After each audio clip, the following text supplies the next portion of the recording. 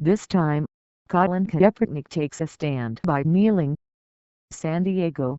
As he was walking off the field at Qualcomm Stadium, Colin Kaepernick's ears perked up and his head swiveled just before he reached the tunnel leading to the visitor locker room.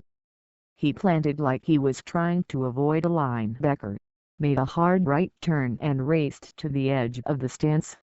For the next 15 minutes, Kaepernick signed jerseys, t-shirts, caps and even a woman's forearm. He posed for one selfie after another, beaming along with children and grown ups alike. He also listened to what they had to say, be it a heckler who told him he won't have football to interfere with his activism much longer or a supporter who encouraged him to keep speaking out. "You're the voice for us," he shouted. While Kaepernick, at ease and engaged, worked his way among a couple hundred fans, it was clear that he was among his people, and not just because so many were wearing San Francisco 49ers gear.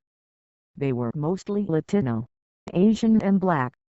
"A lot of those people are people that I want to give equal opportunities to," Kaepernick said. It was not the only hard that Kaepernick had hoped to affect Thursday night. He also wanted to redirect the narrative stemming from his recent refusal to stand for the national anthem. What began as a gesture to protest police brutality and social injustice had careened into a national debate on everything but that. Instead, the question being asked was whether Kaepernick was disparaging the sacrifices made by the military. Photos. Kaepernick warming up on Thursday for his first game since his gesture of protest last week.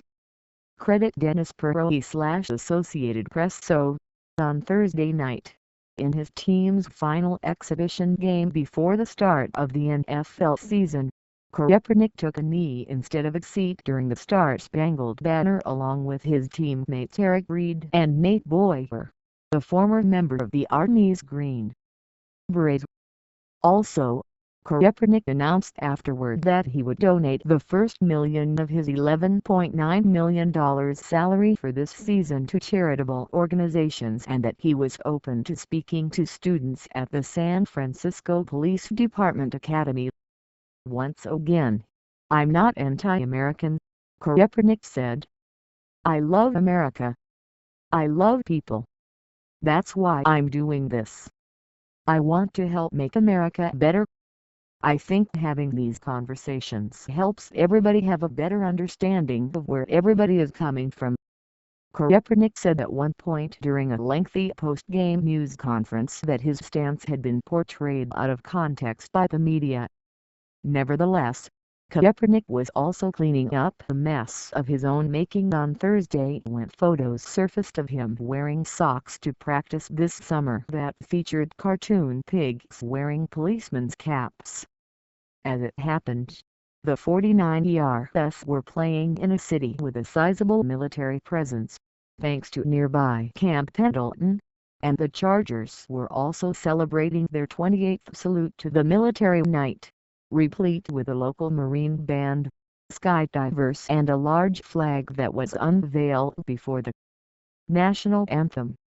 The anthem was sung by Petty Officer First Class Stephen Powell, who also sang "God Bless America" between the third and fourth quarters, which Kaepernick applauded. Sign up for the sports newsletter. Get the big sports news, highlights and analysis from Times journalists, with distinctive takes on games and some behind-the-scenes surprises, delivered to your inbox every week. Reid, who was in a sweatshirt and pants, knelt beside Kaepernick at Thursday's game. "Things have happened in Louisiana and the injustices that are happening could have happened to one of my family members," said Reid, who is from Baton Rouge, La.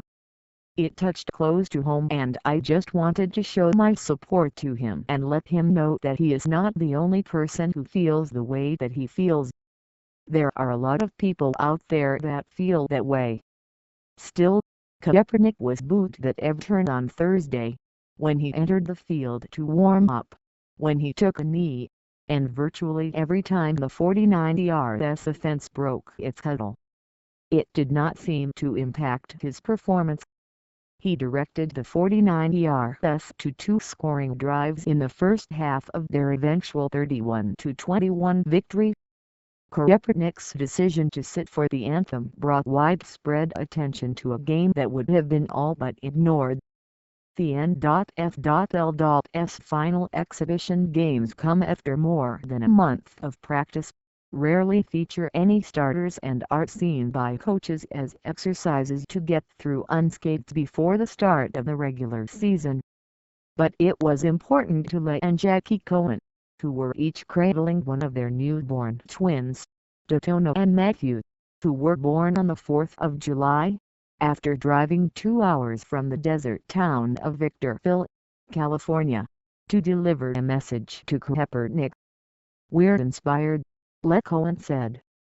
"We decided to exercise our First Amendment rights, the right to tell him he's fired. I'm sorry he's so oppressed. He's making $18 million. Kaepernick is due to make $11.9 million this season." Kaepernick is the latest professional athlete to speak out on social issues in recent years, something that many, most notably Michael Jordan, had refused to do for decades for fear of losing endorsements. The basketball players LeBron James and Carmelo Anthony, and the tennis player Serena Williams are among stars who have used their considerable platform to address social injustice. But using the flag or anthem to make a point can be sticky. For 2 seasons, Carlos Delgado, then the first baseman for the Toronto Blue Jays, stayed in the dugout when "God Bless America" was played during the 7th-inning stretch as a way of protesting the wars in Iraq and Afghanistan. But when he signed with the Mets in 2005, he acquiesced to the team's wishes and joined his teammates on the field when it was played. 20 years ago, the NBA suspended Mahmoud Abdul-Rauf for 2 days without pay when he refused to stand during the national anthem. Kaepernick seemed to have grasped this late Thursday night when he detoured to interact with fans. His hair, cropped short when he entered the league, has grown out into a bushy afro. He seemed to let it down, in a figurative sense, with fans. Kaepernick appreciated that they cheer for him at a time when it is not popular to do so. He also seemed to have struck the right note with them.